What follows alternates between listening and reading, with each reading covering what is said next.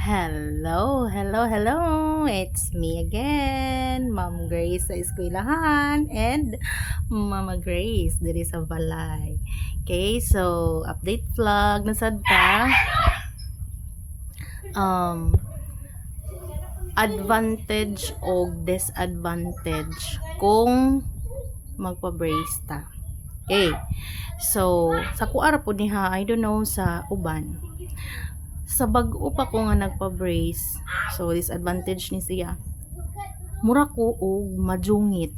Ang S, may F, maingan na something ingan na. Kay murag nag-adjust pa ta sa ato ang ba siguro sa ato ang ngipon kay kung yan magud na siya kung bag-o pa kang gitauran or maski gali ka ng bag-o ka ng every moadto ko sa ako ang dentist unya magpa-adjust ko as in kanang mura maghuhugot okay up and down, so mo na siya unya.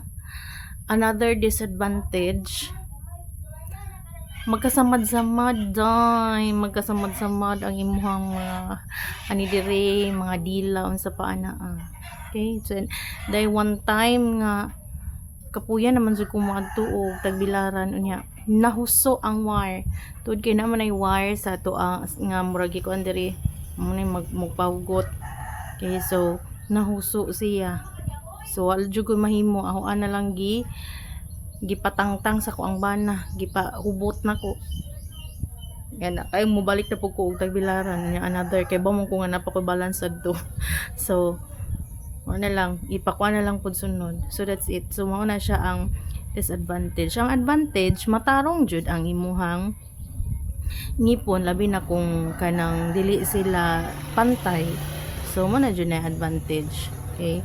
So kung gusto pud mo na may uban pud nga kanang labi na kung kanang idaranata niya gusto jud tagdali ra, so napog ko yung mga friend nga ang ilang gibuhat is gipahingo nila, so gipahingo nila like ang duha gipahingo nila unya nagpa marpil, pero napog kunoy yun sila mga disadvantage pod kuno ang ingana, so mo kahibaw gikuan ana. So that's it, maura na siya.